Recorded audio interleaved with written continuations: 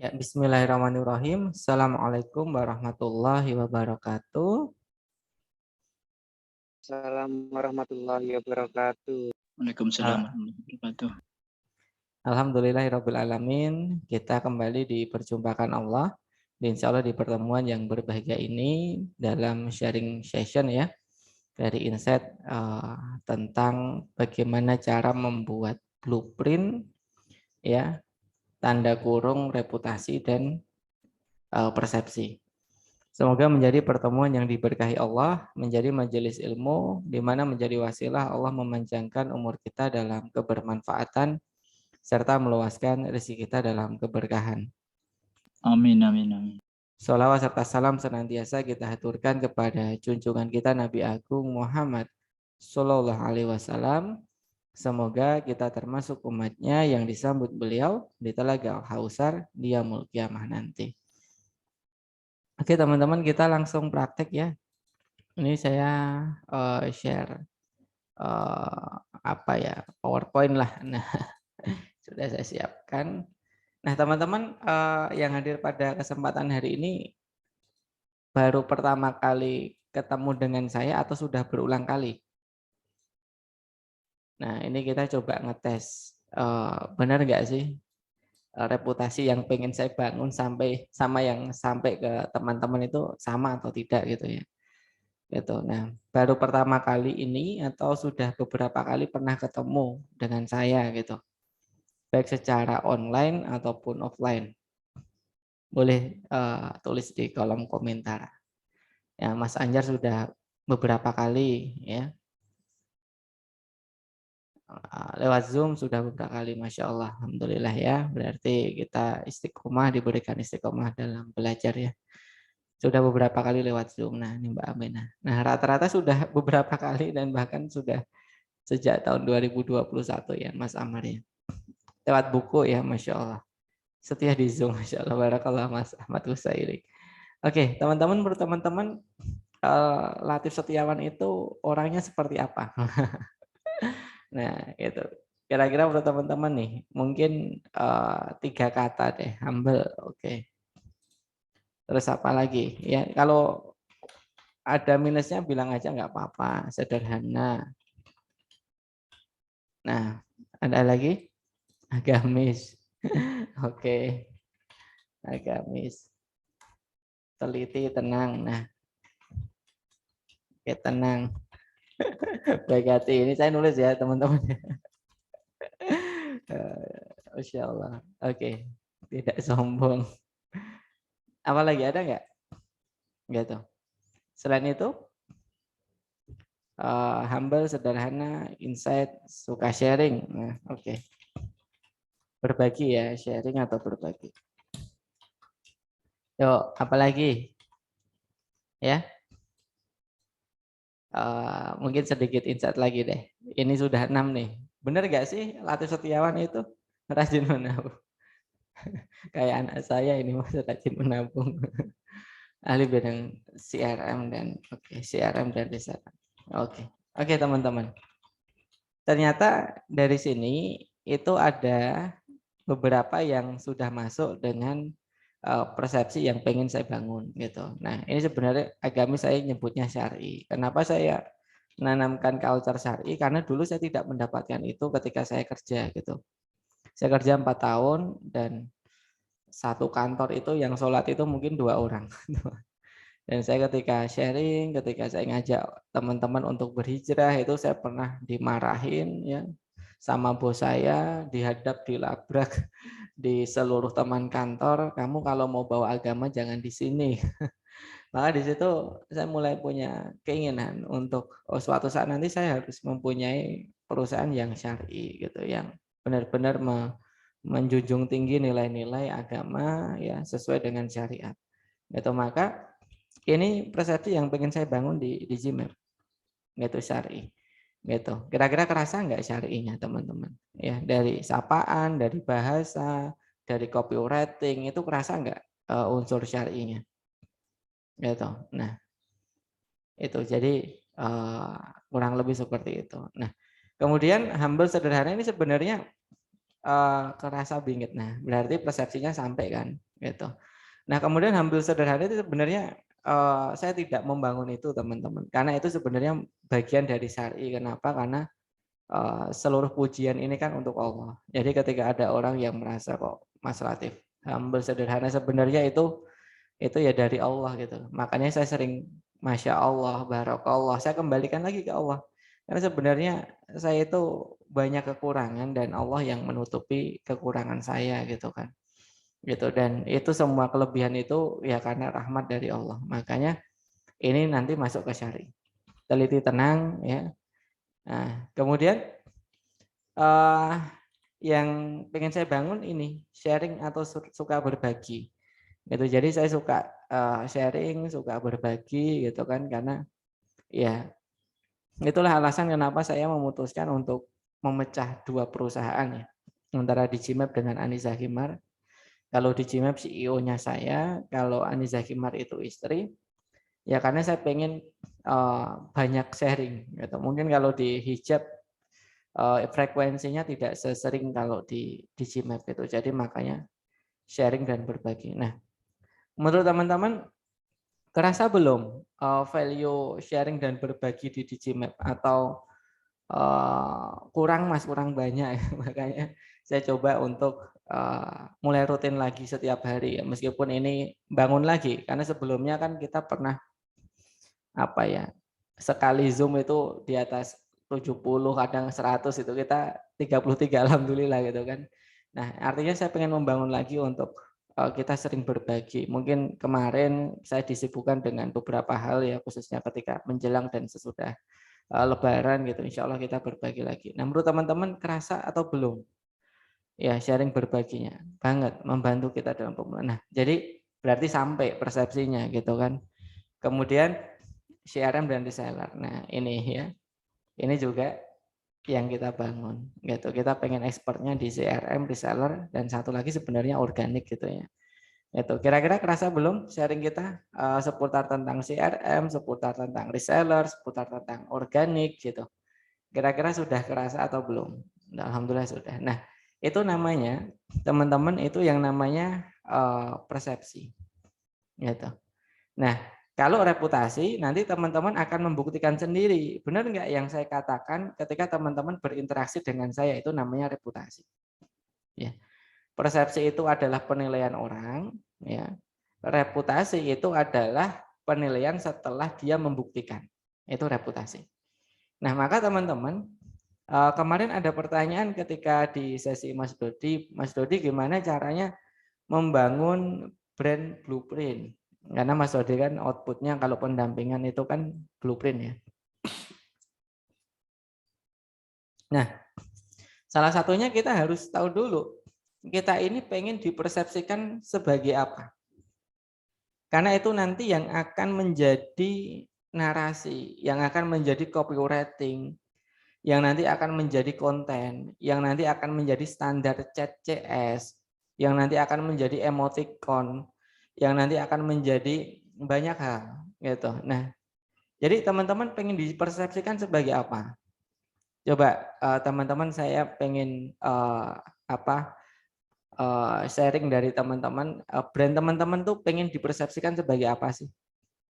Coba teman-teman bisa ketikkan kata benda, kata sifat ya, kayak sederhana gitu kan.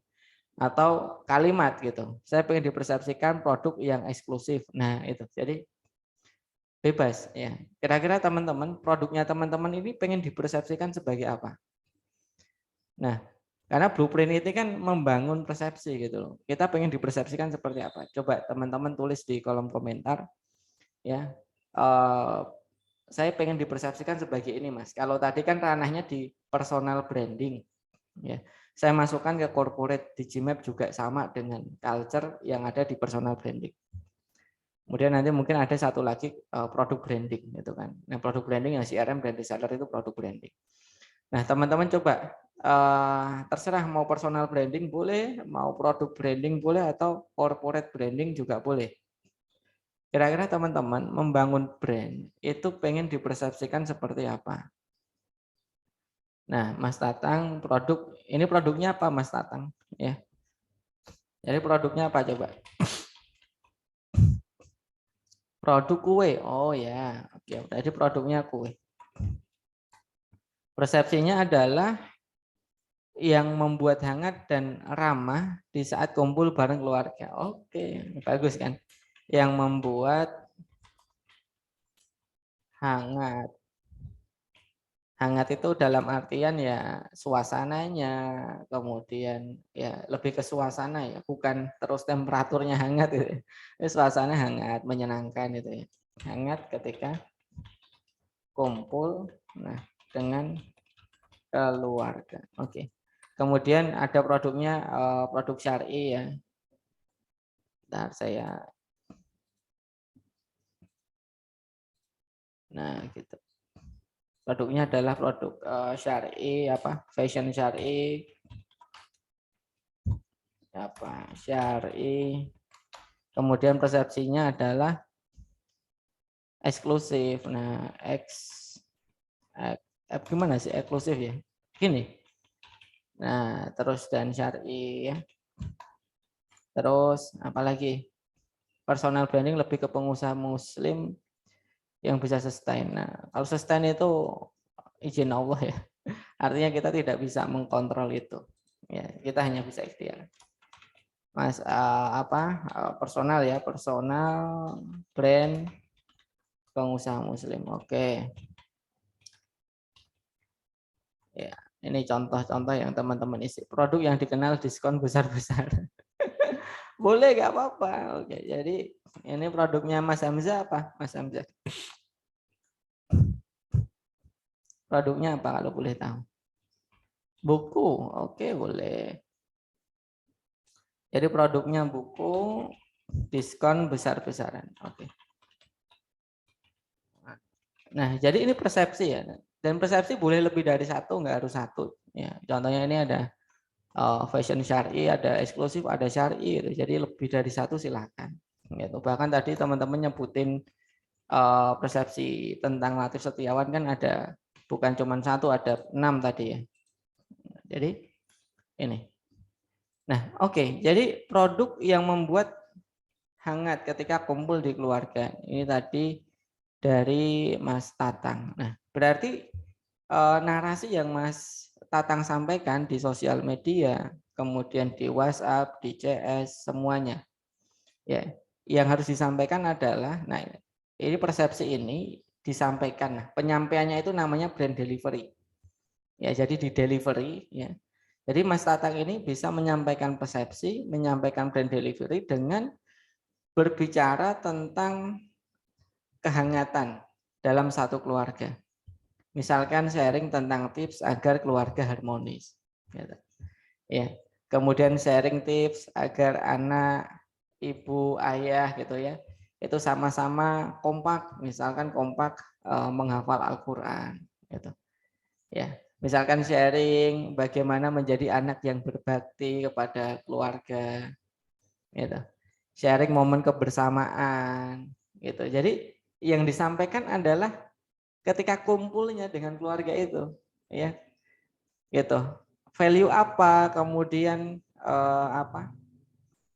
hal apa atau hikmah apa yang bisa kita ambil ketika kita berkumpul dengan keluarga, misalkan silaturahim dengan keluarga. Jadi Mas Tatang menyampaikan tentang kumpul dan keluarga, itu disampaikan di seluruh sosial medianya Mas Tatang. Jadi Mas Tatang itu di Facebook ngomong tentang keluarga, di Instagram itu buat slide carousel ya, membahas tentang kehangatan di keluarga, kemudian mencegah broken home. Nah, broken home itu kalau deskripsi saya belajar parenting bukan terus pisah, bukan.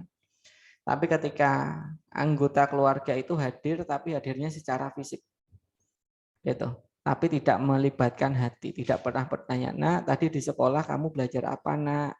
Mana yang susah, mana ayah bantu." Nah, itu menghadirkan hati. Tapi kalau cuman fisik, kita pulang kerja nggak pernah ngomong sama anak kita. Paling ngomong udah makan atau belum, udah mandi atau belum, itu aja. Nah, jadi itu bisa dijadikan misalkan slide di di Instagram atau di TikTok, sharing tentang drama atau sketsa gitu kan, tentang bagaimana cara menjaga keharmonisan rumah tangga. Nah, Maka itu disampaikan secara terus-menerus gitu. Kayak saya misalkan pengen mempunyai culture syar'i, maka semuanya itu pakai kalimat Masya Allah, Subhanallah, Alhamdulillah, itu menjadi culture di keluarga, di apa, di kantor gitu, itu menjadi culture. Itu semua elemen. Kenapa? Karena sebenarnya persepsi ini kan manut brand ownernya ya. Jadi brand ownernya suka itu ya sudah. Jadi kita tidak menjalankan tidak dengan terpaksa, tapi itulah memang kita gitu. Tinggal kita pertajam. Nah, itu contohnya. Kemudian Mbak Wahidah, ya produknya fashion syar'i, pengen eksklusif. Oke, eksklusif. Orang itu melihat eksklusif itu ketika melihat apa, Mbak Wahidah? Ya, ya. Jadi Mbak Wahidah eksklusif tuh, oh aku menganggap ini eksklusif ketika saya melihat apa? Oh, saya ngomong eksklusif ketika dijajarkan sama tas LV, misalkan. Kenapa? Karena tas LV harganya puluhan juta. Ya, maka eksklusif di situ. Oh, saya melihat eksklusif ketika saya melihat mobil mewah, setidaknya mobil Eropa. Sebenarnya di Eropa ya, itu kalau jadi mobil di Eropa itu bukan mobil mewah gitu ya. Memang standarnya Eropa ya tinggi gitu kan. Gitu. Ya kayak contohnya BMW kalau di Eropa itu ya standar ya, memang sehari-hari mobilnya itu, kalau dibawa ke Indonesia jadi mobil mewah. Oke, jadi misalkan ya saya ngomong eksklusif ketika mobilnya adalah mobil Eropa. Maka ketika foto backgroundnya wajib mobil. Gitu. Saya melihat eksklusif ketika apa? Nah, maka itu harus disampaikan Mbak Wahidah. Tidak hanya cukup dengan kata-kata. Itu harus divisualisasikan. Kenapa harus visualisasi? Ya karena produknya adalah fashion yang dilihat kasat mata. Orang beli fashion ya keputusannya sebagian besar itu karena melihat modelnya. Gitu. Maka harus didukung dengan background yang memperkuat unsur eksklusif. Gitu. Nah, kalau syar'i bisa disampaikan dalam bentuk copywriting, dalam bentuk desain, gitu. Ya. Nah, personal branding pengusaha muslim. Ya, jadi Mas Amar pengusaha muslim. Oke, berarti Mas Amar setiap hari bisa men-sharingkan tentang muamalah. Karena pengusaha itu kan di bisnis. Bisnis itu termasuk perniagaan. Perniagaan itu termasuk di muamalah kalau dalam konteks besar syariah. Jadi syariah itu kan ada hubungan kita dengan Allah, hubungan kita dengan diri kita sendiri, dan hubungan kita dengan orang lain atau muamalah. Gitu. Maka Mas Amar banyakin sharing tentang muamalah, tentang syirkah, tentang halal haram jual beli, ya, tentang menjaga keberkahan, tentang apapun yang itu sifatnya adalah tentang muamalah dan bisnis, gitu, atau perniagaan. Itu setiap hari di-sharingkan Mas Amar. Mas Amar buat video di YouTube ya tentang sharing tentang muamalah gitu, sharing-sharing gitu. Mas Amar sering belajar tentang muamalah dari beberapa ustadz, kemudian materinya diresum, di-sharingkan gitu. Mas Amar baca buku ya tentang halal haram ya, tentang kehati-hatian, tentang cara Rasulullah berniaga, itu di-sharingkan. Gitu. Dan prinsip-prinsip itu ya diimplementasikan di bisnisnya Mas Amar. Nah, ketika itu sudah diimplementasikan, diceritakan. Nah, itu cara mendelivery yang namanya persepsi yang ingin kita bangun itu tadi. Ya misalkan Mas Hamzah ya, Mas Hamzah buku diskon besar-besarannya sudah setiap hari share tentang diskon. Gitu. Ya setiap saat fotonya ada tulisan diskon, captionnya ada tulisan diskon dan seterusnya.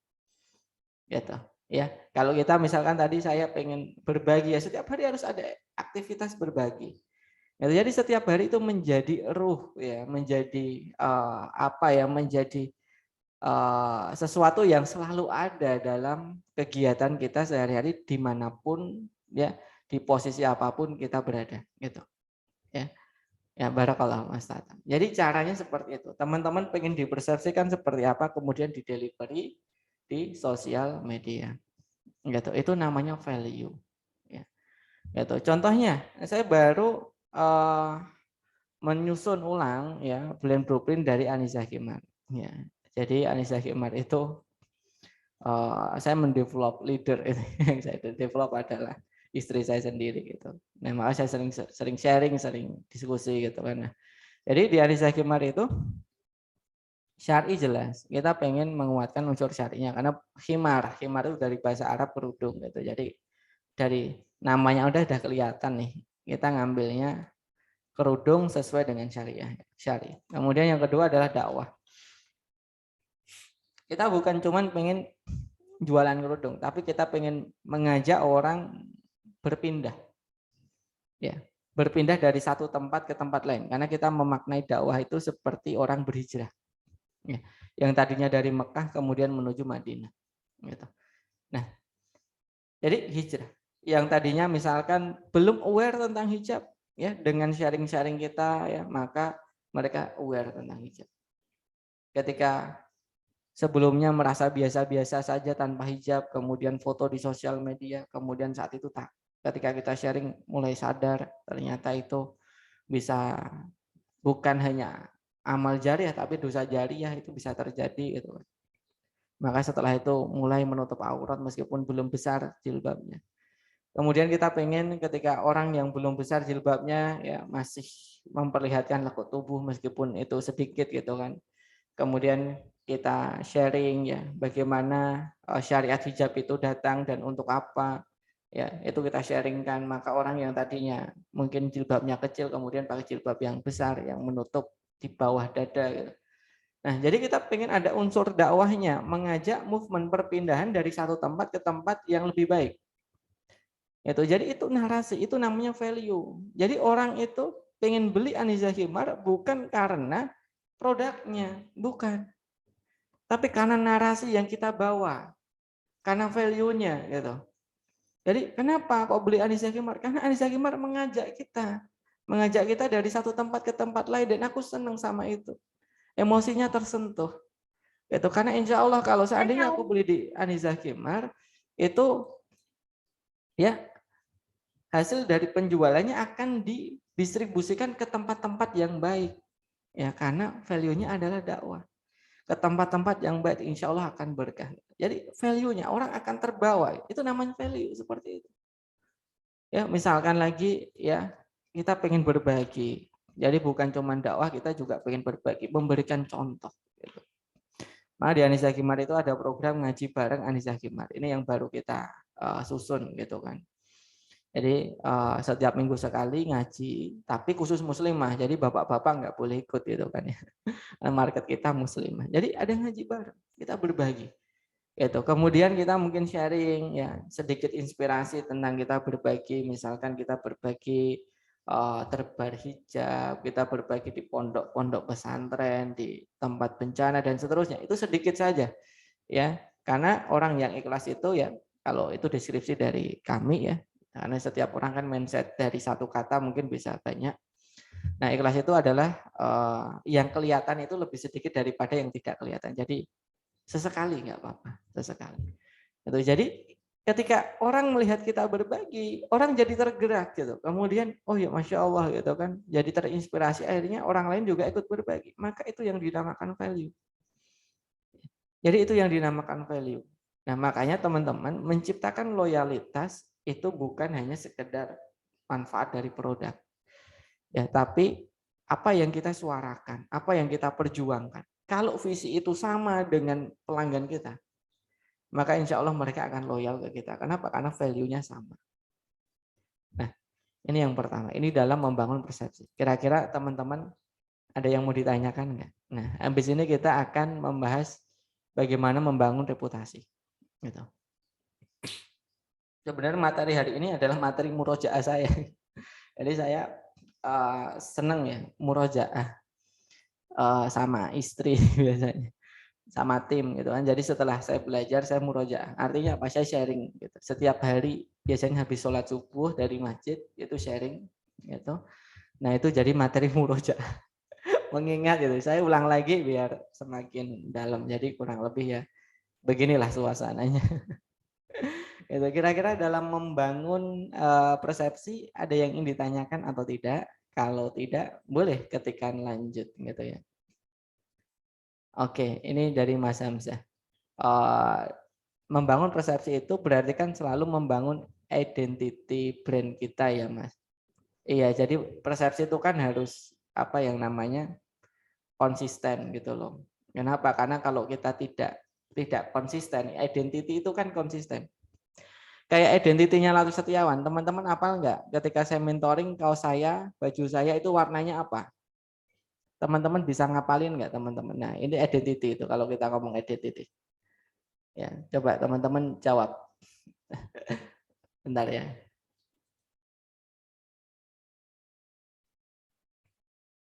Oke, nah jadi apal ya. Ini teman-teman identitinya selalu putih. Nah, sejak kapan saya meniatkan identiti Latif Setiawan itu putih? Ya sejak saya nulis buku. Itu sejak buku Instagram Business Roadmap Part 1 2018. Kalau nggak salah 2018. Itu saat itu saya ketemu dengan teman saya namanya Bang Jabran, Mas Romi gitu kan. Beliau belajar dari Pak Supiakto. Kemudian saya ngomong, Mas, saya pengen personal branding dibantu gitu kan. Disarankan Mas Latif suka baju apa? Saya suka baju yang dimana baju untuk skateboard, Mas. Jadi semua brand saya sering beli ya dari sepatu, dari baju, dari celana itu biasanya yang buat olahraga skateboard gitu. Saya ngomong seperti itu. Sepatunya sepatu DC, sepatu Vans. Kemudian bajunya rata-rata skateboard cuma 2 bajunya. Kalau tidak putih hitam. Maka saya pilih yang putih karena hitam sudah terlalu mainstream. Kemudian kalau celana itu biasanya coklat, gitu untuk skateboard ya. Cuman saya merasa kok karena saya orang otak kanan ya, otak kanan itu kan identik warna biru, maka saya merasa wah celananya saya ganti deh dengan warna biru. Maka identitinya Latif Setiawan itu adalah putih dan biru, termasuk dalam logonya di Gmail. Itu sebenarnya kan konsistensi ya, konsistensi dari tahun 2018. Gitu. Dan Anissa Kimar itu kan identitinya pink sama biru. Pink itu mewakili syar'inya tim ya. Kemudian biru itu mewakili saya gitu. Jadi identitinya Anissa pink dan biru. Betul sampai warna bajunya. Jadi kalau Mbak Nita itu tanya ke istri saya gitu kan, bajunya Latif Setiawan itu sama semua. Jadi saya punya baju yang seperti ini. Itu tuh 10 pieces di lemari. Kalau teman-teman tahu ya. Jadi bukan saya nggak pernah ganti baju, setiap hari saya ganti baju, bahkan sehari bisa 2 kali. Ketika kalau saya olahraga, gerah itu bisa 2 kali. Bukan saya nggak punya baju itu kan, tapi ya memang seperti itu yang saya pengen bangun gitu. Bangun saya pengen kuat, pengen fokus di Digimap, maka ini baju seperti ini dengan desain seperti ini ada 10 di lemari saya dan tidak ada desain yang lain. Jadi semua baju non putih itu saya donasikan. Saya kasih ke adik saya ke sini gitu. Dan selain baju Digimap itu biasanya saya jarang pakai. Jadi hanya bajunya Digimap yang saya pakai sehari-hari, termasuk ketika tidak di depan kamera seperti ini di kehidupan sehari-hari. Ketika saya main Digimap semua gitu. Oke, kurang lebih seperti itu. Ya. Terus ketika kita membangun bisnis sama pasangan tetapi sering berbeda pikiran dan misi. Bagaimana cara keluar dari keadaan ini karena usaha saya tidak berjalan dengan baik. Jadi kalau dalam sebuah keluarga, sebuah bisnis itu namanya ada alpha male, ada female. Kalau dalam sebuah hukum rimba ya di hutan, alpha male-nya siapa? Ya di puncak tertinggi dari rantai makanan. Puncak tertingginya adalah singa, maka alpha male yang memimpin gitu. Kalau di laut ya alpha male-nya siapa? Alpha male puncaknya rantai makanan siapa? Hiu misalkan, karena hiu tidak ada yang memangsa. Maka alpha male-nya adalah hiu.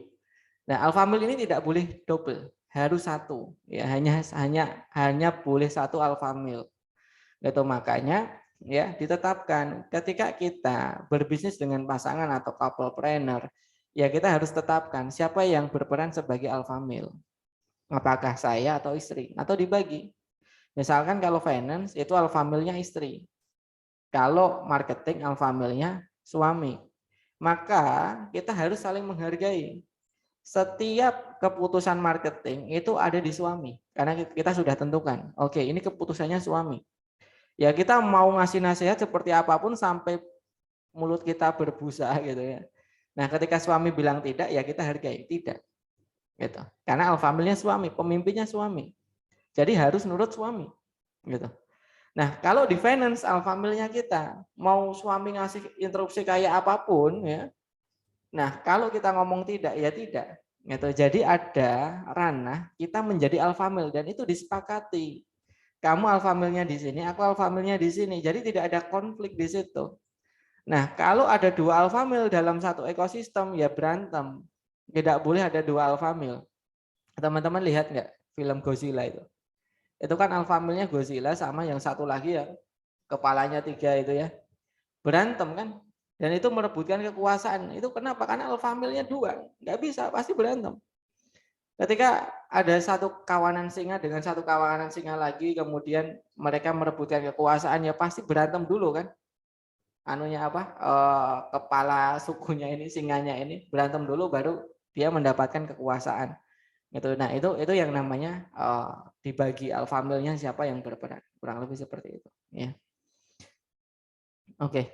Kemudian teman-teman, selanjutnya kita membangun yang namanya apa tadi setelah persepsi reputasi. Nah, jadi reputasi itu ada reputasi yang namanya reputasi ya, reputasi itu ada yang negatif, reputasi ada yang netral, kemudian reputasi itu ada yang namanya positif. Nah, netral itu sama dengan oke ya. Saya gedein jadi 40.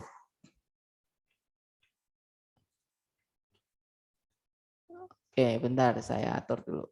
Nah, jadi ada negatif, kemudian ada netral, ada yang namanya positif. Jadi kita mau reputasinya apa? Nanti teman-teman yang bisa menerjemahkan. Nah, reputasi negatif itu adalah ketika kondisi kenyataan itu di bawah dari, ini kok fontnya unik ya, saya ganti aja deh Arial deh. Nah, jadi ya kenyataan di bawah dari persepsi. Nah, jadi persepsinya, nah jadi misalkan kemarin Mas Dodi cerita kalau ya saya pernah ngantar istri saya pengen beli mie ayam di Jogja, di gambarnya enak, menggugah selera, ketika dicoba ternyata mie-nya nggak enak. Ya, yang pertama nunggunya lama, yang kedua mie-nya itu alot, yang ketiga itu dingin. Ya, maka ekspektasinya Mas Dodi yang tadinya mie ayam enak itu jadi runtuh ketika melihat mie ayamnya secara langsung. Gitu. Artinya apa? Artinya yang kita janjikan, yang kita sampaikan di sosial media itu tidak sesuai dengan kenyataan. Nah, itu reputasi kita negatif. Ya. Misalkan kita ngomong kita ngomong apa, misalkan herbal kita bisa menyembuhkan ABCDE gitu ya. Misalkan kita ngomong apa produknya tadi, produk kita jahitannya bagus, eksklusif ya, tapi ternyata ketika dicoba jahitannya itu lepas gitu. Jadi tidak sesuai dengan kenyataan. Jadi kenyataan itu ya lebih rendah daripada persepsi, itu reputasi negatif. Ya, maka teman-teman ketika kita ngomong dengan tadi membangun persepsi, hati-hati. Ya, jangan sampai persepsi itu blunder. Ya, kita menjanjikan garansi apa misalkan, tapi ternyata ketika dicoba itu tidak sesuai dengan kenyataan. Ya, atau kita menjanjikan misalkan kalau tidak puas uang kembali. Ternyata mereka nggak puas dan uangnya nggak kembali. Itu. Jadi hati-hati dalam menyampaikan yang namanya persepsi. Ya, persepsi itu harus benar-benar bisa kita eksekusi. Kenapa? Karena kalau di bawah, kalau reputasinya negatif, maka retentionnya kata Mas Saiful Islam akan rendah. Jadi orang tidak akan beli lagi. Nah, kalau bisnis kita setiap saat itu mencari klien baru, mencari customer baru, betapa lelahnya bisnis kita. Tapi ya kalau teman-teman kuat nggak apa-apa. Maka teman-teman jangan sampai ya persepsinya terlalu tinggi dan kenyataannya rendah. Itu jangan sampai yang namanya blunder. Itu yang pertama. Kemudian ada yang kedua, ketika reputasi itu netral, kenyataan sama dengan persepsi. Nah, sama gitu. Nah, kalau yang negatif tadi ini bisa menimbulkan, kata Mas Saiful Islam kalau dalam inbound flywheel itu namanya bad story. Jadi cerita yang negatif. Jadi orang akan komplain, entah itu dia akan cerita ke teman terdekatnya, ke grup WhatsApp ataupun ke sosmed. Nah, itu tergantung seberapa besar dia kecewa. Kalau dia gede banget kecewanya, mungkin dia akan upload di TikTok. Dia akan upload di Instagram kemudian viral. Kalau dia sangat kecewa. Tapi kalau kecewa dia rendah, mungkin dia cuma akan cerita ke keluarga.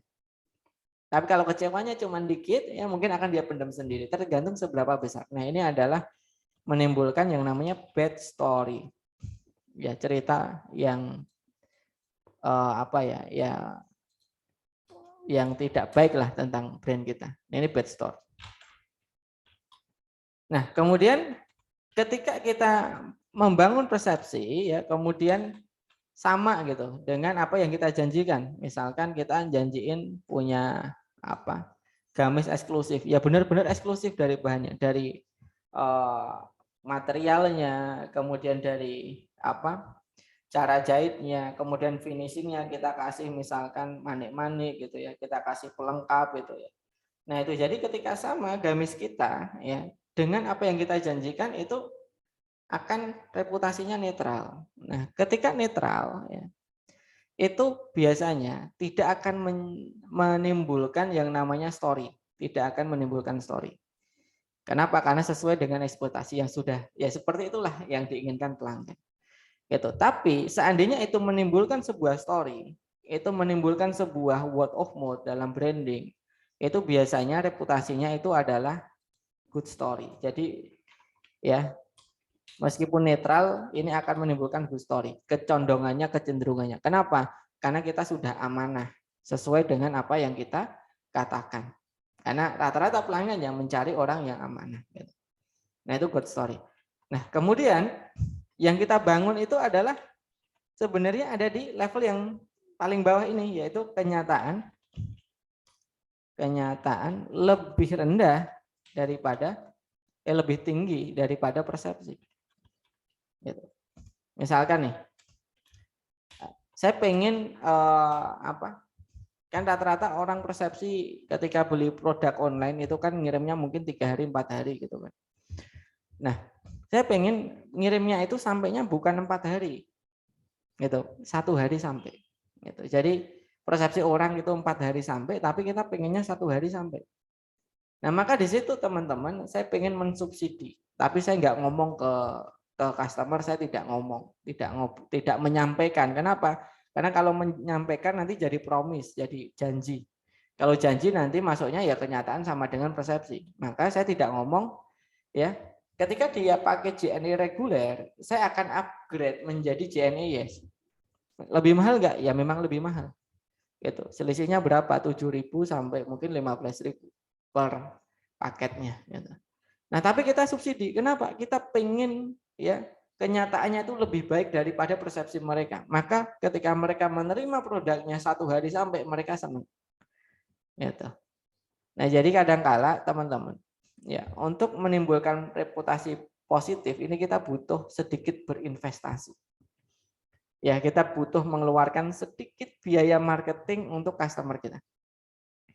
Seperti yang disampaikan sama Mas Dodi itu kan ada sebuah biro umroh namanya Fatimah Zahra, di mana biro ini harganya lebih mahal daripada biro-biro yang lain. Dan rata-rata setelah diriset ya orang Indonesia itu ibadah hajinya setelah rata-rata 4 kali umroh. Jadi 4 kali umroh dulu baru haji. Biasanya seperti itu. Pemanasannya ada di umrohnya dulu. Kalau sudah siap baru haji. Nah, ketika Mas Dodi tanya, ya dari mana umroh yang pertama kali dipakai di biro mana? Oh, saya pakai Fatimah Zahra.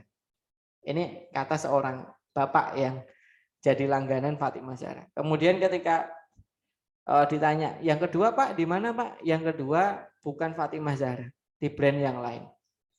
Ya, jadi di brand lain. Ditanya kenapa? Kenapa kok di brand lain? Karena banyak diskonnya. Oke, berarti ini tertarik di brand lain karena ada diskon, bukan karena loyal ya, tapi karena diskon. Kemudian yang ketiga apa? Di brand lain juga. Kenapa? Karena lebih banyak diskonnya, berarti loyalnya pakai diskon. Kemudian ketika ditanya yang keempat, ternyata kembali lagi. Saya kembali lagi di Fatimah Zahra. Ditanya, kenapa kok kembali lagi di Fatimah Zahra setelah petualangannya yang cukup panjang? Iya.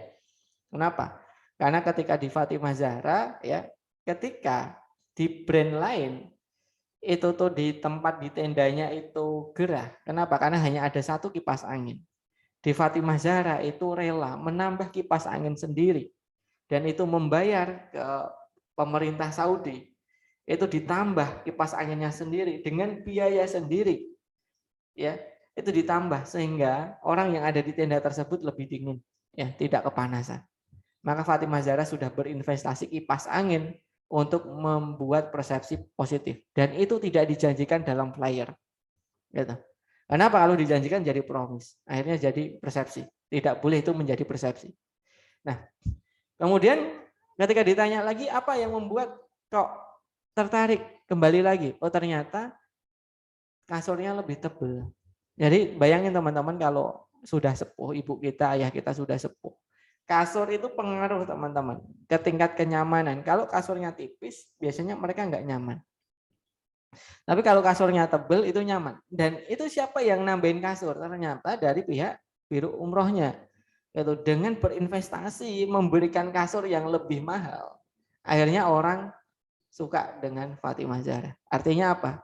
Kita butuh sedikit berinvestasi. Kalau dalam prakteknya, betul kita butuh berinvestasi. Misalkan nih, ya, ini yang baru saya bangun dan memang tidak mudah. Saya punya jasa brand identity. Biasanya cuma dapat 10 item with lens atau bukan panduan ya, tapi kayak desain yang sudah kita standarisasi ada 10 item. Nah, kita coba, bisa nggak kita kasihnya bukan 10, tapi kasihnya 12 atau 13 atau 15. Tapi itu tidak kita janjikan, itu baru kita coba. Nah, khususnya yang kita coba ini adalah ke customer yang kita repeat dulu gitu ya. Itu. Jadi kita membuat di luar ekspektasi dari pelanggan. Misalkan juga kita janjinya 7 hari, kita pengen coba ayo 5 hari, ayo di challenge lagi gitu. Ya, kita janjinya desainnya seperti ini, tapi lebih bagus. Jadi memang harus sedikit ada effort di situ. Tapi ketika kita tidak menjanjikan dan ternyata itu lebih baik daripada prasangka persepsi pelanggan, maka mereka akan kembali lagi ke kita. Dan itu yang akan menimbulkan namanya good story dan akan menimbulkan yang namanya retention atau repeat order. Ya, akan menimbulkan RO. Kenapa? Karena reputasi itu akan terbentuk ketika mereka berinteraksi dengan brand kita. Maka kita harus berinvestasi di situ. Dan jangan dijanjikan semua ke dalam penawaran. Gitu. Itu contohnya. Kalau di Anizah Kimar tadi disubsidi, kemudian misalkan teman-teman juga, saya pernah membaca buku judulnya adalah Crazy Marketing. Ya, ini menceritakan sebuah agensi. Nah, agensi itu punya klien, di mana kliennya itu jualan catering diet. Catering diet kan di kota-kota besar. Suara saya kedengaran ya teman-teman ya? Ini kesenggol ini tadi.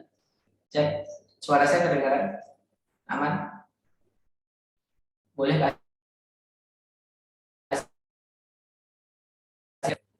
Nggak aman? Enggak aman. Oke, sudah. Kesenggol ini soalnya. Bentar ya, saya. Oke. Cek, 1, 2. Aman? Aman ya, oke. Jadi tadi contohnya kalau di Anizah Kimar, aku tadi sampai ke diet sehat ya. Nah, orang yang diet, orang yang program, kalau saya itu sebaliknya, saya bukan program pengurusan badan karena badan saya udah kurus. Kebanyakan mikir gitu. Saya baru penggemukan. Jadi coba sehari itu makannya 4 kali gitu kan. Karena kalau ditambah porsinya saya nggak kuat. Jadi akhirnya diawalkan sama diakhirkan gitu. Jadi makannya itu jam habis subuh, kemudian pagi, sore, malam. Jadi 4 kali. Gitu. Nah, jadi itu nggak mudah teman-teman. Untuk membiasakan kebiasaan baru seperti itu tidak mudah. Maka paham betul orang yang jualan catering diet sehat ini ya, ketika ada customernya yang baru pertama program diet, itu ditulisi ya pakai tulisan dan itu ditulis manual. Intinya apa dia tulis ucapan semangat. Jadi semangat ya, semoga dietnya berhasil. Ayo semangat, kamu pasti bisa. Ayo. Jadi kayak ucapan semangat. Kemudian ketika disampaikan kepada penerima, ya kemudian dia dibaca ya dari kan yang biasanya kurir yang menyampaikan, kemudian dibaca, kemudian orang tersanjung dengan ucapan itu. Ya di mana di rata-rata ya, karena saya pernah ketemu juga dengan beberapa pebisnis catering karena produknya massal ya, karena kan catering itu kan banyak sekali masak gitu kan. Nah rata-rata nggak ada sentuhan personal seperti itu. Nah ini ada gitu. Dan ini betul tahu mana yang baru pertama program diet, makanya dikirimkan itu. Nah maka itu menjadi sebuah surprise gitu. Ya kalau dalam flywheel itu rumus 1 tambah 1 sama dengan 3 atau surprise, yaitu kita memberikan yang lebih baik daripada ekspektasi pelanggan. Gitu ya. Nah, atau misalkan kita punya offline store, kemudian rata-rata mindset orang ketika offline itu kan kalau parkir bayar, kita parkirnya digratisin. Nah, itu di atas ekspektasi. Kemudian misalkan kalau kehujanan didiemin aja, kita kalau hujan tukang parkirnya membawain payung, ya kayak di hotel-hotel itu, kemudian mempersilahkan customer untuk masuk tanpa kehujanan. Ya, itu jarang orang sampai membawain payung kayak gitu. Itu di atas ekspektasi. Misalkan lagi ya ketika hujan kita lap pakai kanebo. Ya. Spionnya kita lap, kemudian joknya kita lap pakai kanebo. Maka itu juga di atas ekspektasi. Jadi teman-teman ya, apa yang diinginkan pelanggan? Ya, kemudian kita ceritakan dengan reputasi. Dengan persepsi itu tadi, dengan kita mau dipersepsikan seperti apa, kemudian kita lebih baik daripada itu. Nah, itu yang akan menimbulkan retention atau repeat order. Kalau yang menimbulkan demand, permintaan itu persepsi. Kenapa? Karena kita memilih satu brand itu karena persepsi. Misalkan nih Mas Amar pengen beli sepatu. Persepsi sepatu yang paling bagus menurut Mas Amar apa? Nike, Adidas, Skechers, atau Bata asli Indonesia. Bata sekarang bagus-bagus ya. Ada transformasi desain. Gitu. Nah, apa persepsi Mas Amar sepatu yang paling bagus? Coba. Recording in progress. Ini ada yang record nih. Nah, persepsinya apa? Atau teman-teman pengen beli baju, kaos. Kaos merek apa yang bagus? Nah, itu kan karena kita milih itu karena persepsi. Benar nggak? Nah, persepsi itu menimbulkan demand. Reputasi itu menimbulkan retention, repeat order. Jadi, persepsi itu butuh nggak kita sampaikan? Ya butuh. Kenapa? Karena kalau produk kita dipersepsikan baik, orang akan memilih kita. Gitu. Produk kita dipersepsikan eksklusif, orang yang butuh eksklusif akan memilih kita. Itu akan menimbulkan demand. Gitu. Jadi terus Mas, saya nggak mau janji-janji deh ke pelanggan, nanti khawatirnya mereka kecewa. Enggak seperti itu. Kalau nggak janji, ya mereka tidak akan menimbulkan demand itu. Karena orang itu pasti punya ekspektasi. Gitu. Kita bisa nggak memenuhi ekspektasinya? Kalau bisa, maka ya akan menimbulkan demand. Jadi reputasi menimbulkan demand, persepsi menimbulkan demand, reputasi akan menimbulkan retention atau repeat order. Begitu teman-teman, dan insya Allah kita sambung ke sesi tanya jawab. Ini masih ada beberapa waktu, jadi sharing kita rutin tapi nggak panjang, mungkin 1 jam saja agar menjadi sharing yang efektif. Ya, dan teman-teman juga tidak terlalu lelah, tidak terlalu capek, tapi insya Allah kita langsung pembahasan ke stadikis gitu. Itu barakallahu fikum, semoga menjadi ilmu yang berkah dan bermanfaat. Ya, sebelumnya saya akhiri. Wassalamualaikum warahmatullahi wabarakatuh. Monggo teman-teman kalau ada yang mau ditanyakan boleh. Oke. Nah, yang menimbulkan demand persepsi, yang menimbulkan repeat order reputasi, betul. Ya. Kemudian jadi kita fokus pada good story, betul. Tidak boleh cuman sesuai dengan persepsi pelanggan, harus lebih baik daripada persepsi pelanggan. Gitu ya. Nah, jadi persepsinya dibangun ya untuk menimbulkan loyalitas, untuk menimbulkan demand ya. Kemudian apa tadi produknya, servisnya itu juga dibangun agar orang beli ke kita lagi gitu. Nah, memang sedikit mengeluarkan budget marketing, tapi budgetnya tidak kemana-mana kok, tapi ke pelanggan kita sendiri gitu ya. Dan itu bisa word of mouth, getok tular. Rata-rata brand identity di Gmap itu dari getok tular. Jadi banyak Mas, saya dari dapat rekomendasi dari Mas ini ya, mau pesan brand identity Mas, banyak 30% itu word of mouth gitu. Itu luar biasa, Masya Allah gitu ya. Nah, terus oke, cara ngecek persepsi sudah nyampe atau belum ya, tanya kepada customernya Mas Nathan. Itu. Menurutmu brandku ini seperti apa sih? Kayak tadi saya nanya gitu. Itu jadi tanya aja ya, kenapa itu di benak customer, kita nggak tahu gitu, kita nggak bisa baca pikiran mereka ya, kita caranya biar tahu ya tanya gitu, tanya aja Mas gitu. Customer yang sudah berapa kali repeat order gitu, tanyain gitu.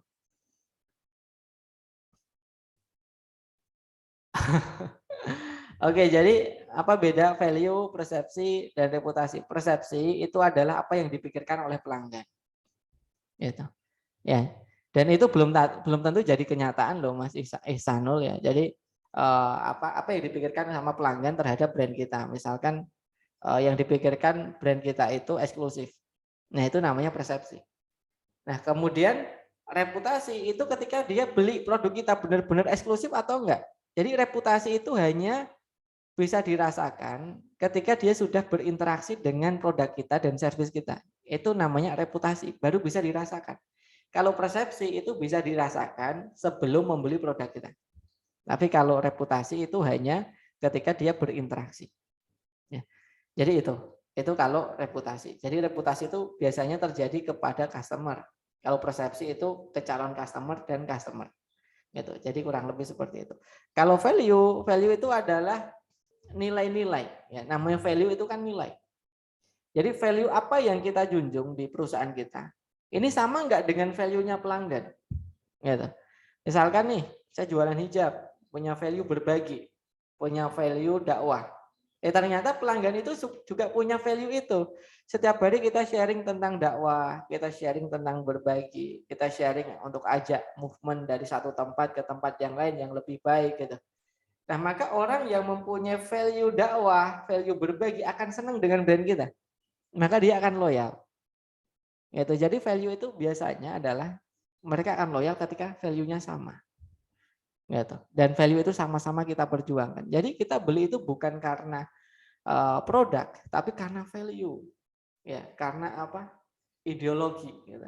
Kalau paling tinggi kan sampai kita pernah cerita apa sih yang lebih apa paling tinggi dalam tataran brand itu ya, selain dari apa, dari trust, dari orang percaya sama kita, ideologi. Jadi sampai kita memperjuangkan ideologi yang sama gitu. Nah, itu value kurang lebih seperti itu. Oke, brand blueprint itu adalah kita pengen dipersepsikan seperti apa, kemudian cara mendelivernya gimana. Itu namanya brand blueprint. Gitu. Yang isinya seperti itu. Kemarin yang disampaikan Mas Dodi Zulkifli kurang lebih seperti itu. Jadi kita pengen dipersepsikan seperti apa? Misal saya pengen dipersepsikan tadi apa tadi? Sering sharing, sering berbagi. Ya, itu persepsinya ditulis. Ya, saya pengen dipersepsikan. Saya pengen dipersepsikan syar'i, saya pengen dipersepsikan CRM misalkan. Nah, itu saya tulis. Kemudian agar ini bisa sampai ke customer gimana caranya? Nah, kalau tadi saya dengan berbagi di sosmed, di sosial media Facebook, saya cerita tentang CRM. Saya nulis buku tentang CRM. Ya. Saya di TikTok juga ngomong CRM. Di Instagram pakai carousel CRM. Jadi itu cara deliver. Nah, itu namanya black blueprint. Cara delivernya seperti apa? Nah, kalau di Aniza, itu cara delivernya, dakwahnya gimana? Dengan membuat grup, kemudian ngaji mingguan. Gitu.